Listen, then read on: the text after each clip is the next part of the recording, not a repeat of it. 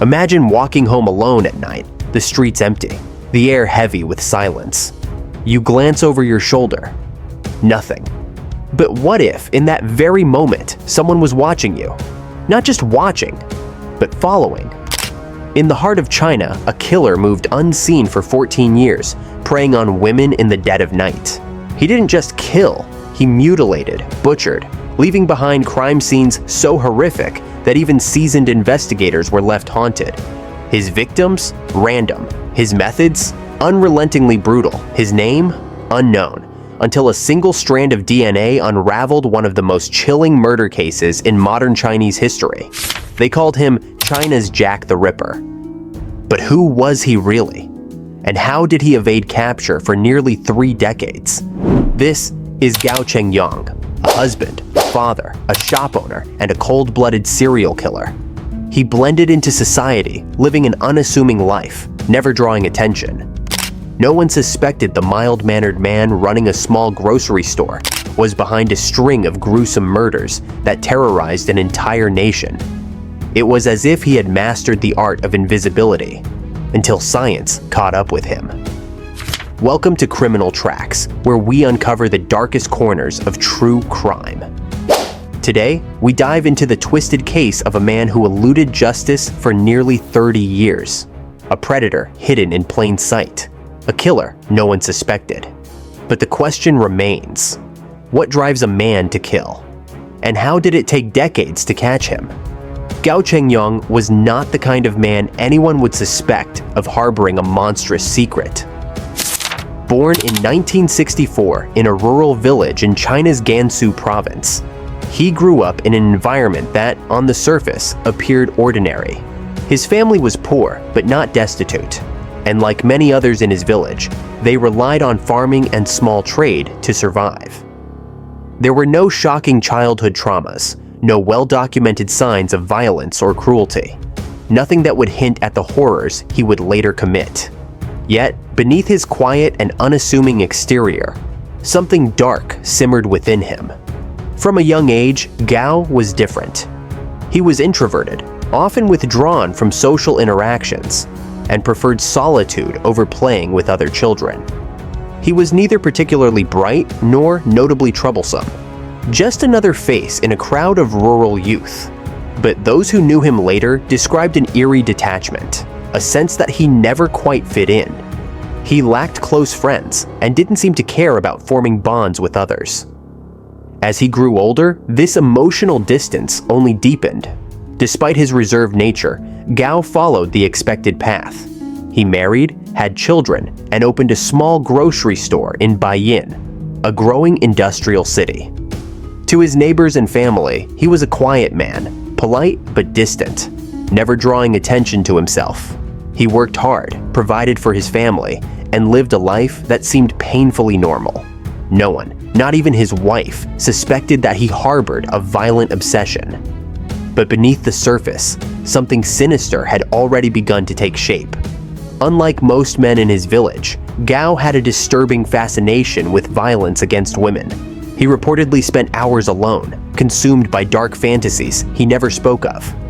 Over time, these fantasies grew stronger, feeding an urge that could no longer be contained. It started with observation, watching women walk home alone, memorizing their routines, learning when they were most vulnerable.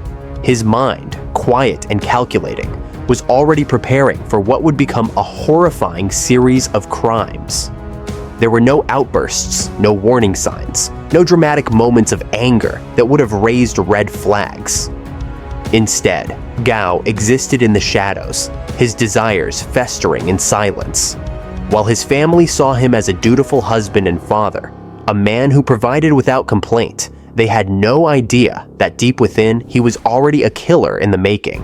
The man who seemed invisible to society had found a way to blend in perfectly, hiding his monstrous nature behind the mask of normalcy.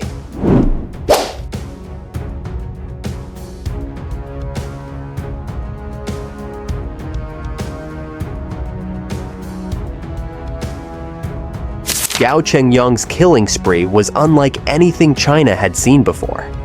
From 1988 to 2002, he operated in near total secrecy. leaving behind a trail of brutalized victims, each crime scene more horrifying than the last. He was meticulous, careful, and utterly remorseless, selecting his victims at random and carrying out his attacks with precision. His methods suggested that he did not simply want to kill, he wanted to destroy. His attacks were not just murders, but acts of pure sadism, carefully executed to leave behind devastation, fear, and as few clues as possible. His victims were almost always young women, some as young as 8 years old. He followed a distinct pattern. He would stalk them, learn their routines, and strike when they were most vulnerable.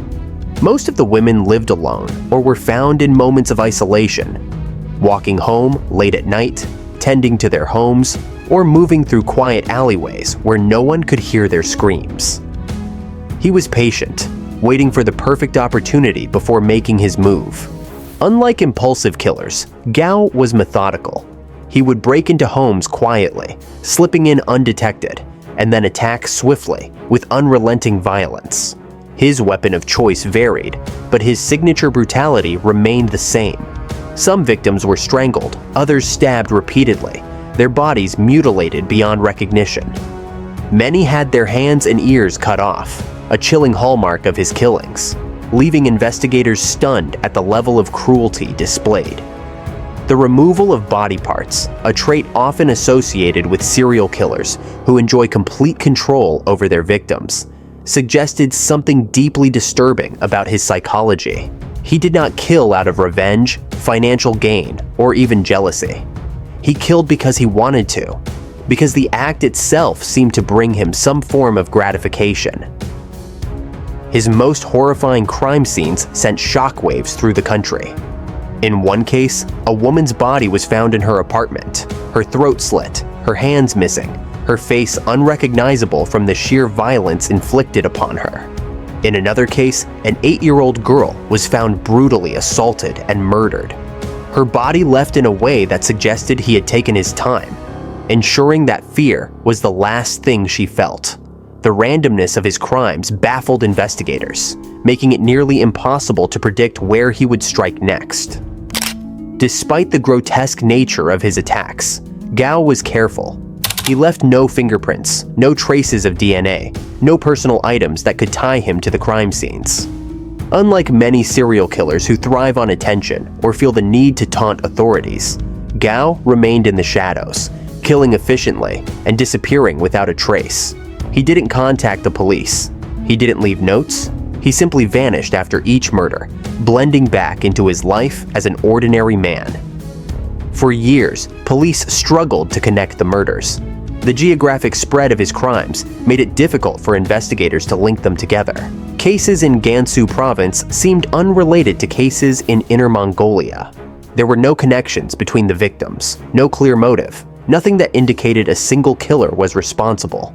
The only thing that tied the cases together was the extreme brutality and the disturbing level of dismemberment at each crime scene. As the body count rose, the fear among the public reached unprecedented levels. Women were warned not to walk alone at night. Households installed better locks. In Baiyin, where many of the murders occurred, a sense of paranoia gripped the city. People locked their doors earlier, whispered warnings to one another, and feared that at any moment the killer could strike again. Parents refused to let their children out of sight. Rumors spread, some believing that a demon or ghost was responsible for the killings, unable to comprehend the sheer inhumanity of the acts. Police ramped up their investigations. They questioned thousands of suspects, tracked people with violent pasts, and combed through years of crime records, hoping to find a common link. Roadblocks were set up. Investigators worked around the clock, analyzing every detail of the crime scenes, desperately searching for a pattern. But every time they thought they were getting closer, Gao simply disappeared, vanishing back into his ordinary life. A quiet shopkeeper, a father, a husband. His ability to blend into society was his greatest weapon. While authorities were searching for a monster, they overlooked the ordinary man standing right in front of them. Gao was not the kind of person who aroused suspicion. He was polite, soft-spoken, and seemingly harmless. His neighbors knew him as a reserved but hardworking man who ran a small shop with his wife. To those who saw him every day, he was nothing more than a family man trying to make a living. They never suspected that the same man who sold them rice and vegetables was also China's most brutal serial killer. For years, he lived a double life, one as a devoted father, the other as a predator hunting in the night. Even after his killing spree ended in 2002, he continued living his ordinary life as though nothing had happened. He showed no signs of guilt, no unusual behavior, no indications that he had ever been responsible for such horrors. He was able to compartmentalize his crimes, separating his life as a killer from his life as a husband and father. This ability to maintain normalcy made him all the more terrifying. How could a man capable of such unspeakable violence live among others so easily? Despite massive efforts by law enforcement, the case eventually went cold. The killings had stopped, and without new victims, investigators had no fresh leads to pursue. For over a decade, the case remained unsolved. The killer had disappeared, and the trail had gone cold. Authorities continued searching, but without forensic evidence, the mystery of China's Jack the Ripper remained unsolved. But in 2016, a single breakthrough changed everything. A team of forensic specialists decided to re-examine DNA collected from old crime scenes using new technology. Instead of trying to match it directly to a known suspect, they ran it through a family genealogy database, searching for relatives who might be linked to the unknown killer. Then they found something, a partial DNA match. It wasn't a perfect match, but it was close enough to suggest that a direct relative of the killer had been identified.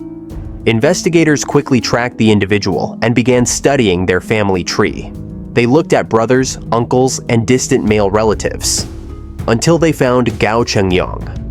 When police finally knocked on his door, they found a man who had lived in peace for years, believing he had escaped justice. Gao didn't run. He didn't deny it. When confronted with the evidence, he confessed to everything. He recounted his crimes in horrifying detail, describing his methods, his motives, and the years he spent killing without remorse. His calm demeanor during interrogation chilled even the most seasoned detectives. When asked why he had committed such horrific acts, his answer was disturbingly simple: because I wanted to. For nearly 30 years, he had evaded justice. He had lived among ordinary people, raising a family, running a business, all while carrying the darkest of secrets. But finally, after decades of fear, suffering, and unanswered questions, China's most elusive serial killer had been unmasked. In March 2018, the Bayan Intermediate People's Court sentenced him to death, convicting him of 11 counts of murder, rape, and mutilation. The judge called his crimes inhumane and extremely cruel, acknowledging the terror he had inflicted on his victims and their families. Throughout the proceedings, Gao remained emotionless. He neither protested nor begged for leniency. He listened, expressionless, as the court described the horror he had left behind. For the families of his victims, the verdict was a long-awaited moment of justice, but no sentence could erase the pain or bring back those he had taken. On January 3, 2019, Gao Chengyong was executed in accordance with China's capital punishment laws. His life ended just as abruptly as he had ended the lives of so many others. There was no spectacle, no public statements, no final words that offered insight into the mind of a man who had brutally taken so much from so many. The Jack the Ripper of China was gone, but the fear he instilled, the nightmares he left behind, remained. Even in death, Gao's story serves as a grim reminder. Sometimes, the most dangerous monsters aren't the ones who lurk in the dark. They're the ones we never suspect, the ones who blend in, hiding in plain sight. Gao Chengyong was not an impulsive killer. He was calculated, methodical, and disturbingly patient. Unlike many serial murderers driven by uncontrollable rage, revenge, or a personal vendetta, Gao's motives remain chillingly unclear. He didn't seem to kill for financial gain. Nor did he select victims based on any personal connection. Instead, he chose them randomly, targeting women who were alone, vulnerable, and unsuspecting. The lack of a clear motive makes his crimes even more terrifying, because it suggests that, for Gao, murder was simply something he wanted to do. Psychologists have often compared him to Jack the Ripper, the infamous killer who terrorized London in the late 1800s. Both men targeted women, both committed brutal acts of mutilation, and both left behind crime scenes that suggested complete control over their victims. But while Jack the Ripper vanished without a trace, Gao continued his double life for nearly 3 decades, undetected. This ability to compartmentalize his crimes, to be a family man by day and a sadistic killer by night, is a hallmark of psychopathy. Experts believe Gao exhibited classic traits of antisocial personality disorder, ASPD, which is often found in serial killers. He showed a complete lack of empathy, guilt, or remorse. Even after confessing to his crimes, he did not express sorrow or regret. He described the murders with disturbing neutrality, as if recounting mundane events rather than horrific acts of violence. This emotional detachment is common among psychopathic killers, individuals who do not process emotions the way ordinary people do. They feel no genuine connection to others, and human life holds little value to them beyond their own gratification. But unlike serial killers, such as Ted Bundy, who used charm and manipulation to lure victims, or Jeffrey Dahmer, who had deep psychological conflicts about his crimes, Gao lacked any performative traits. He was not a charismatic predator or a conflicted soul. He was a pure opportunist, hunting victims without remorse and returning to his normal life as if nothing had happened. This ability to completely separate his dark urges from his everyday life made him particularly dangerous. It allowed him to exist unnoticed for years, blending into society, hiding behind the mask of normalcy. His crimes also suggest an obsession with control and domination. The post-mortem mutilation of his victims was not necessary for the act of murder. It was something he did afterward, something that seemed to satisfy a psychological need. This behavior is common among killers who crave power over life and death, who see their victims not as people, but as objects to be used and discarded. Yet, for all his meticulous planning, his downfall was inevitable. Advances in forensic science, specifically familial DNA testing, closed the gap that had allowed him to evade justice for so long. The same cold detachment that helped him kill without hesitation ultimately sealed his fate. When he was caught, he didn't beg, he didn't deny. He simply accepted it, because to him, his life had never been about emotions, guilt, or consequences. Gao Chengyong was a man without empathy, without remorse, without conscience. A killer who for years existed undetected, hiding in plain sight. And perhaps the most chilling thought of all, if technology hadn't advanced, if that DNA breakthrough had never happened, would he have ever been caught? For nearly 3 decades, Gao Chengyong lived a double life. By day, he was a husband, a father, a quiet shop owner. By night, he was a ruthless predator, stalking and brutally murdering innocent women, leaving behind crime scenes so gruesome that they shocked even the most hardened investigators. He was China's own Jack the Ripper, a man who killed without remorse, mutilating his victims with surgical precision, and then disappearing into the shadows. For years, he evaded capture, blending seamlessly into society, hiding in plain sight. The police had no face, no name, just a string of brutal murders with no clear connection. Families lived in fear, never knowing when or where he would strike next. But in the end, it wasn't a mistake that led to his downfall. It was science. DNA technology, years ahead of its time, finally exposed the killer that no one saw coming. When confronted with the truth, Gao confessed without hesitation, showing no emotion, no regret. His crimes were not acts of rage or revenge. They were the result of a mind completely devoid of empathy.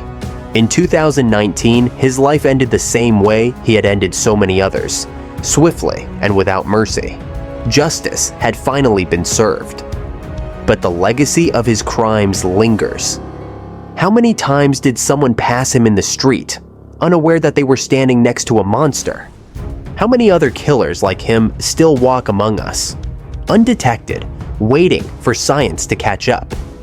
What do you think? Was Gao Chengyong born evil, or did something in his life push him toward this darkness? Could his crimes have been prevented, or was his fate inevitable? Let us know in the comments. If you found this story chilling, make sure to subscribe to Criminal Tracks for more deep dives into the world's most terrifying criminals. Hit the like button, turn on notifications, and check out our next video. You never know what horrors still lurk in the shadows.